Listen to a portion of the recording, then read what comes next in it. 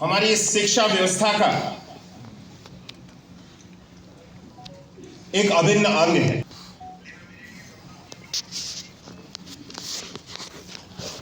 कठिन से कठिन समय में भी आप सब लोगों ने उन परिस्थितियों में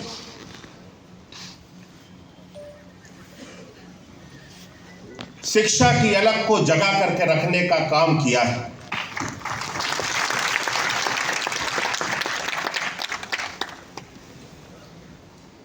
जब हमारे सामने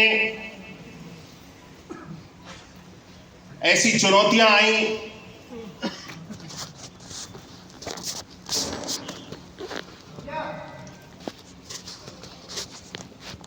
कि बच्चों का जो पठन पाठन का कार्य था वो बाधित होने लगा, उस समय भी हमारे शिक्षा मित्रों ने अपनी जिम्मेदारी को समझा और अपनी जी जान लगा करके बच्चों के पठन पाठन के कार्य को कभी भी बाधित नहीं होने दिया। वो हमारा शिक्षा मित्र है, वो हमारा अनुदेशक है। मैं ऐसे हमारे सभी जितने शिक्षाविद यहाँ पर उपस्थित हैं, शिक्षक जिनको सर्व समाज अपने गुरु के रूप में मानता है, मैं एक बार पुनः ऐसे सभी शिक्षकों को यहाँ पे शीश झुका कर नमन करता हूं, वंदन।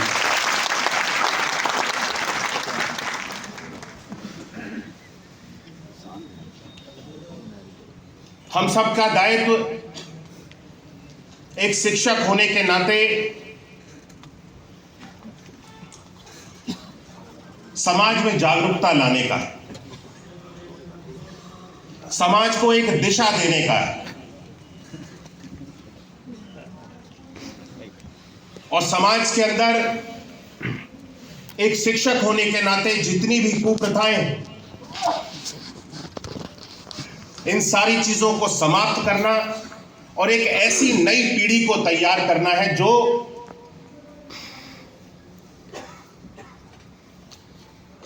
अपने दायित्वों के प्रति जिम्मेदार हो,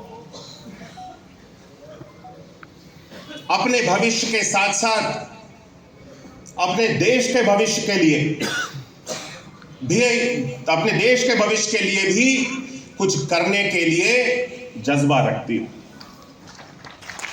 और ये जिम्मेदारी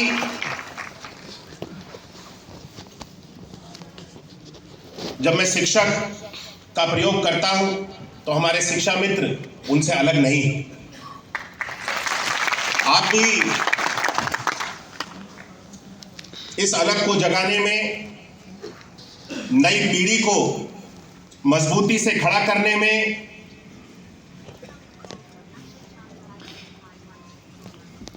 अपना भरपूर योगदान दे रहे हैं।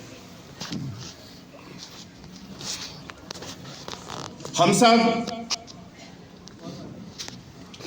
आज जब, क्योंकि बहुत लंबे समय से मैं अलग अलग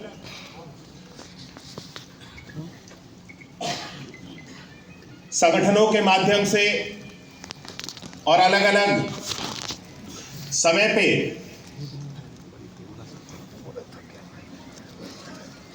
विभिन्न अलग अलग तरह के कार्यक्रमों को करने की बात उठती रही, लेकिन मेरा मानना है कि संगठन अवश्य होने चाहिए। शिक्षा मित्रों की, आपके सभी पूरे परिवार की जो भी समस्याएं हैं उनको उठाने के लिए, आपकी आवाज को उठाने के लिए, और हमारे सभी सम्मानित जितने एमएलसी भी हैं आपके, शिक्षक से स्नातक से, वे भी अपने दायित्वों का पूरी तरह से निर्वहन कर रहे हैं और आपकी आवाज को सदन तक आपके बीच में से चुन करके जाने के बाद में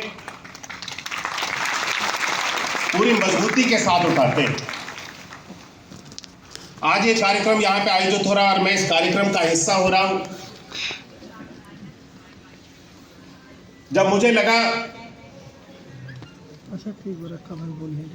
क्या, जब एक मंच पे हर एक व्यक्ति है और सब शिक्षा मित्र हमारे एकजुट हैं, तब इस कार्यक्रम को हम सब लोग आज यहाँ पे इतनी भव्यता के साथ में संपन्न कर पाए।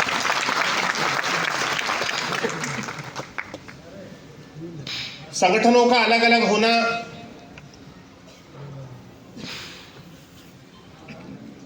तब तक ठीक है कि जब तक हम सब एक ही सुर में बात कर रहे हैं। समस्याएं शिक्षा मित्रों की, अनुदेशकों की, अलग अलग संगठनों के माध्यम से मुझे लगता है बदल नहीं जाती। जो लाभ, जो हित सरकार देती है वो संगठनों के माध्यम से नहीं देती। वो हित, वो लाभ सरकार हर एक शिक्षा मित्र के लिए जब कोई भी योजना लाती है, कोई भी घोषणा करती है, वो सबके ऊपर लागू होती है। लेकिन जब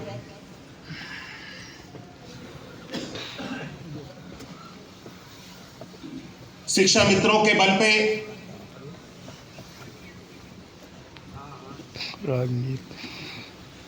राजनीति करने के लिए कुछ लोग खड़े हो जाते हैं, मैं अपनी मन की बात कह रहा हूं, शायद कुछ गलत भी हो जाए तो उसको आप लोग अन्यथा मत लीजिएगा। सही।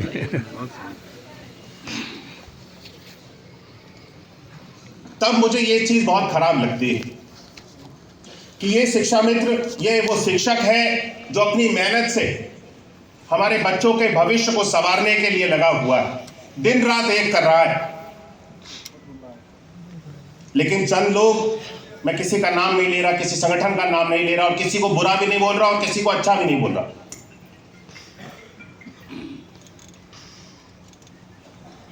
जब हमारे इन मासूम लोगों के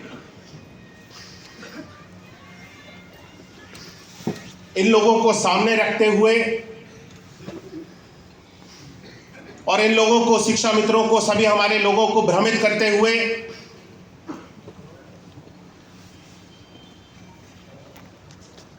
सरकार के सामने ला करके खड़ा कर देने का काम कर देते हैं।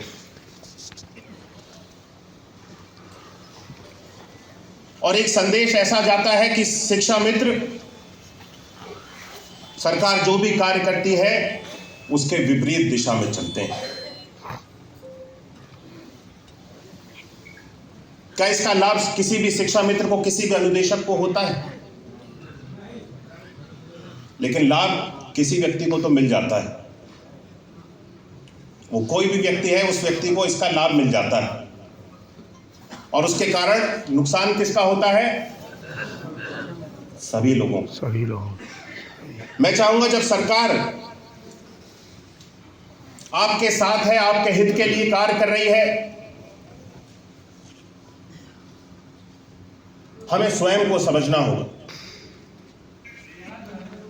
कि हमें किसके साथ चलना है और किसके साथ नहीं चलना।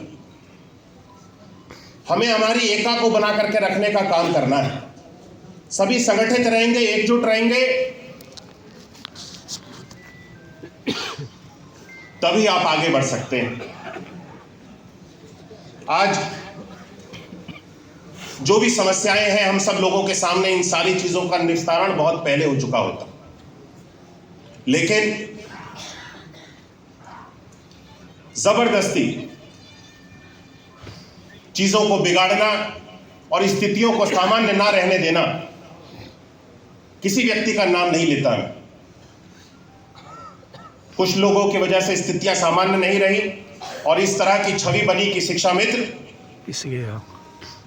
अपने मन के हिसाब से चलते हैं। हमें इस छवि को पूरी तरह से बदलने की आवश्यकता है। यह है नहीं, सच्चाई नहीं है, लेकिन एक भ्रम बनाया गया। ये भ्रम भी क्यों रहना चाहिए? नहीं। इस भ्रम को समाप्त करने के लिए हमें अपनी ये बैटरी आगे पकड़ा दीजिए, अरे यार, एका को साबित करना। पकड़ा दीजिए, बैटरी आगे। हम एक हैं और आगे हमेशा एकजुट रहेंगे, ये संदेश हमें देने का कार्य करना है। बोल दीजिए कैमरे वाले भैया को पकड़ा दे। और जिस तरह से हमारी सरकार आज सकारात्मक दिशा में आगे बढ़ रही है, शिक्षा के क्षेत्र में जिस तरह से हमारी सरकार ने कार्य किए हैं,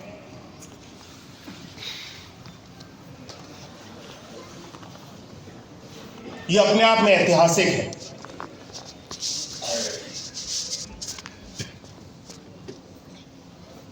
दो 2017 से जब से योगी जी के नेतृत्व की भारतीय जनता पार्टी की सरकार बनी, शिक्षा के क्षेत्र में बहुत सारे बदलाव किए गए।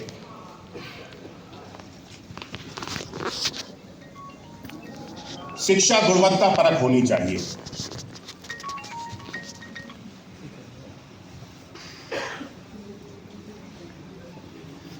केवल विद्यालयों के निर्माण को करना, विद्यालयों को उनके सौंदर्यीकरण को करना और नई नई इमारतें बना करके खड़ी कर देना ही हमारी सरकार का उद्देश्य नहीं। हमारी सरकार का उद्देश्य ये स्पष्ट है। जिस तरह से राष्ट्रीय शिक्षा नीति को बना करके लागू किया गया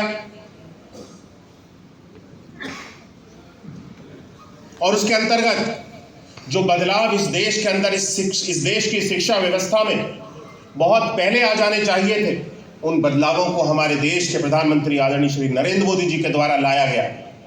ये साफ दिखलाता है, इसमें साफ झलकता है कि हम शिक्षा की गुणवत्ता के ऊपर ध्यान दे रहे हैं। बच्चों की शिक्षा इस बदलते हुए युग के साथ में किस तरह से बदलनी चाहिए और नए युग की नई शिक्षा कैसी होनी चाहिए, ये राष्ट्रीय शिक्षा नीति के अंदर पूरी तरह से दर्शाया गया है। आज डिजिटल एजुकेशन को हम सब लोगों ने प्राथमिकता दी, क्योंकि नया युग डिजिटल युग है और बिना डिजिटल के एजुकेशन के क्या हमारा आने वाली नई पीढ़ी आगे बढ़ सकती है? नहीं बढ़ सकती है। आज हर एक चीज डिजिटलाइज हो रही है।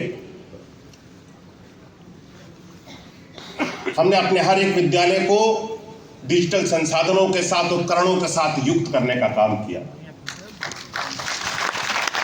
और मैं गर्व के साथ कह सकता हूं कि उत्तर प्रदेश जिस दिशा में आगे बढ़ रहा है, उत्तर प्रदेश का शिक्षा विभाग जिस गति के साथ और जिस दिशा में आगे बढ़ रहा है, ये देश का सर्वप्रथम प्रदेश होने वाला है जो शिक्षा की व्यवस्था में सबसे आगे पहुंचेगा।